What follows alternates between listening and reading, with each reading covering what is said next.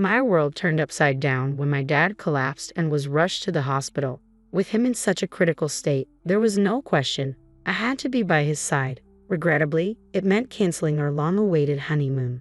My husband urged me to go alone, but the idea seemed surreal. Who embarks on a honeymoon solo? In the midst of my turmoil, an unexpected figure appeared. My father-in-law. The very person who was supposed to be in the hospital stood before me, leaving me bewildered. "Why are you here, father-in-law?" I asked, my mind spinning. But let's rewind a bit. My name is Sarah, and for the past 5 years, I've shared my life with Mark. This summer, he finally popped the question, but those 5 years felt like an eternity. We'd often visit each other's parents, discussing our future with enthusiasm. However, Mark's reluctance to commit began to gnaw at me. It took an ultimatum before he finally proposed. With wedding plans in full swing, all that remained was our honeymoon. Mark planned to spend the day with his parents while I had dinner with mine, who had traveled from out of town. As I packed for our Italian adventure, I sent Mark a message, expressing my excitement. Yet silence greeted me in return.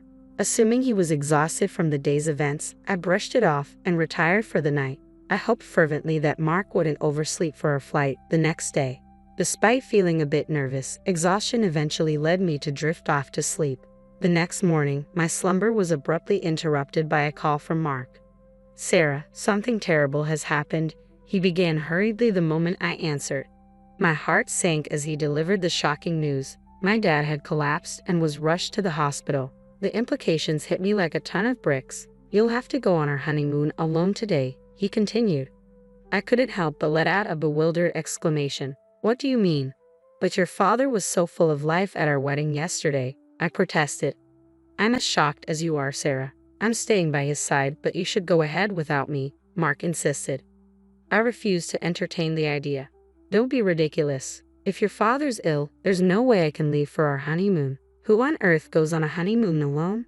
I pressed Mark for details about which hospital his father was taken to, but he stubbornly refused to disclose it. "If I told you, you'd come to visit, wouldn't you?" he reasoned. Dad insisted that I should still let you go.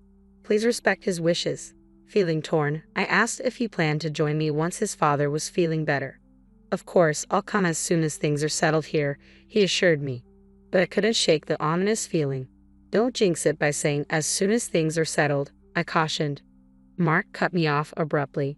"Please let me handle things here and proceed to Italy as planned. I'm about to arrive at the hospital, so I won't be able to pick up your calls. Talk to you later." With that, he hung up before I could respond. I attempted to call Mark back immediately, but it seemed like he had turned off his phone.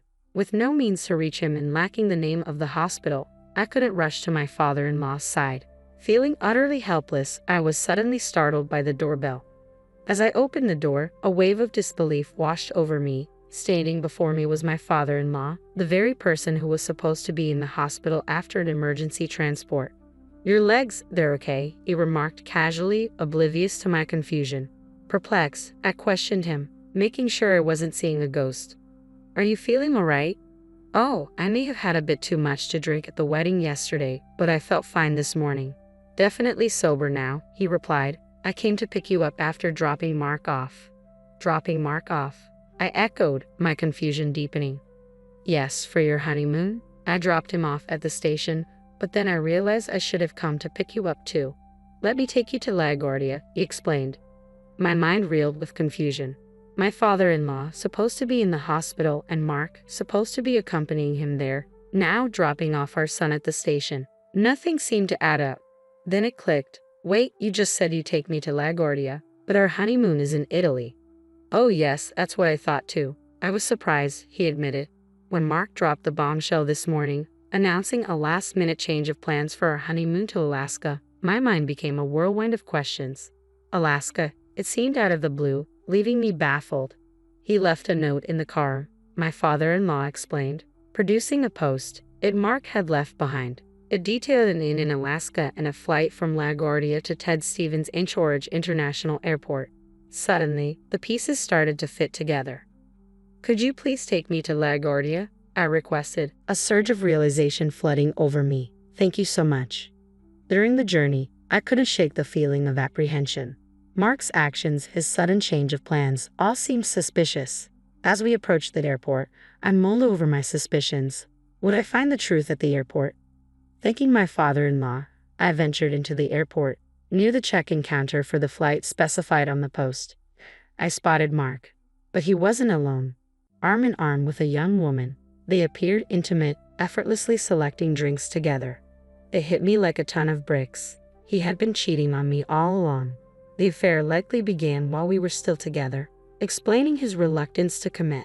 And now, not only cheating, but he had the audacity to embark on our planned honeymoon with his mistress. I stood my ground, facing Mark as he was about to leave the store with drinks in hand. His expression was one of shock upon seeing me. "Sarah, what are you doing here?" he stammered. "Right back at you. Why are you, who should have been at the hospital taking care of your father, at a place like this?" I countered. Mark stumbled for an explanation. "I just came to do some shopping." "Shopping? You came all the way to LaGuardia just to buy a bottle of water?" I raised an eyebrow skeptically. Mark attempted to maintain his composure. Yeah. Dad was begging for some airport water." "That's funny you say that because I was just with your father," I revealed. "He came to pick me up in his car, seemed to be doing great, which was a big surprise." Mark persisted with his falsehoods, claiming his father's sudden recovery. As I listened, disbelief washed over me, and I resolved to uncover the truth. "Who is this woman?" I demanded, gesturing to the woman beside him. "Where were you two planning on going?" Mark hesitated before concocting another tale. "Well, she's the nurse who was in charge of Dad. We're on our way to check out a rehabilitation facility for him in Alaska." His excuse fell flat, leaving me dumbfounded. Before I could respond, a voice interrupted from behind. "My what?" I turned to find my father-in-law standing there, surprising us both. "Father-in-law, I thought you headed home," I exclaimed. "I sensed something was off with you, Sarah, so I decided to park the car and follow you." It seems it was the right choice. With his father before him, Mark, realizing his lies weren't working, became visibly suspicious. In response to his behavior, my father-in-law asked sternly, "So, who is this woman?" Mark began to fumble for words, but the woman beside him broke the silence. "I'm Amy, Mark's girlfriend," she declared. Mark swiftly covered her mouth, his panic evident. "Hey, what are you saying? You have to speak clearly." My father-in-law intervened, his tone firm. "Mark, you don't love your wife. Hurry up and get a divorce with her." Mark's attempt to silence Amy failed. "Wait, just be quiet." "Why should I? You promised to leave your wife to be with me. Isn't that why you chose me over her today?" Amy shot back. "That's because you threatened me," Mark confessed. "You said if I don't go to Alaska with you today, you'll expose our relationship." The truth laid bare. I spoke coldly. "So, in other words, you were having an affair with that woman?" Amy glared at me and retorted, "It's not an affair. Mark and I are serious about each other. He never wanted to marry you." By this point, I didn't even feel like arguing. "That's fine. Do as you please." Leaving them behind, my father-in-law and I exited the airport. It was 5 days later when Mark returned home. The doorbell rang, and I spoke to him through the intercom. "Sarah, I can't unlock the door. Can you open it for me?" "Oh, about the lock? You changed it. Why would you do something like that without telling me?" I demanded, frustration evident in my voice. "I don't like the idea of a stranger having a spare key to my home." "A stranger?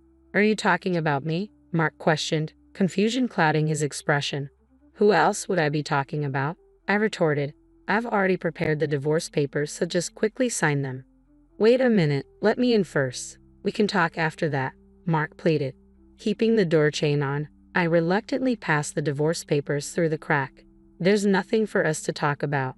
Once you sign the papers, can you leave immediately?" "Don't be so angry. I've decided to break up with Amy," Mark announced. "What do you mean?" I asked, skepticism lacing my tone. "She's terrible. I agreed to go to Alaska because she threatened to expose our relationship, and all she did was complain that the inn was old-fashioned and the weather was bad. It wasn't fun at all. So I clearly told Amy I have no intention of divorcing my wife." "Please break up with me," Mark explained hastily. I couldn't care less whether you and that girl break up or not. The only choice I have is a divorce, even if you don't agree," I replied sternly. "Don't say that. Are you angry because we couldn't go to Italy?" "Well, it's a little late, but shall we go now?" Mark suggested. "Are you out of your mind? How can you even suggest that?" I exclaimed. I was wrong to think that I could have a reasonable conversation with you for even a second. There's no way a man who cancels his honeymoon and goes on a trip with his mistress has a reasonable thought process. Sign the divorce papers right here, right now, and also sign this document. I handed him another document through the crack. What is this document? He inquired. It's a written agreement for the payment of alimony and the cancellation fee for our honeymoon. I had it prepared through a lawyer while you were away on your trip. I explained calmly. I'm saying I don't want a divorce. You're the one who wants a divorce, so why on earth do I have to pay alimony? I'm saying I want to give us another shot, Mark argued. Seriously, there's a limit to how much common sense you can ignore. It's evident that infidelity comes with consequences like alimony. The decision to start over or not isn't yours to make, considering you're the one who cheated. And what's this cancellation fee about? I countered. We don't get a travel fee refund because we canceled our trip on the day. Since it was you who caused the cancellation, it's only right that you pay for all of it, isn't it? I told you to go alone. Not going was your decision, I explained firmly. How could I possibly go on a honeymoon alone? Not only that, but you also lied about your father being critically ill to cover up your affair. There's no way I could have gone in that situation, Mark argued. Well, I really wanted to go to Italy with you too, but I was threatened by Amy and had no other choice. You wouldn't want your husband to lose his job because he's exposed at work, would you? Mark continued, defending himself. She threatened to expose you at work. Yeah, that's right. If she says she's going to do it, she will. It's all Amy's fault, Mark insisted. Surely Amy does have a kind of vibe where you can't predict what she might do once she sets her mind to it. Considering she even declared, I'm his girlfriend directly to his wife, she must be quite a wild one, I mused aloud.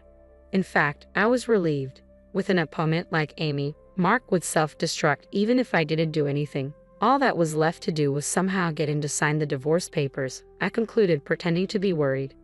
Deliberately, I questioned him. Hey, are you sure it's okay for you to be here?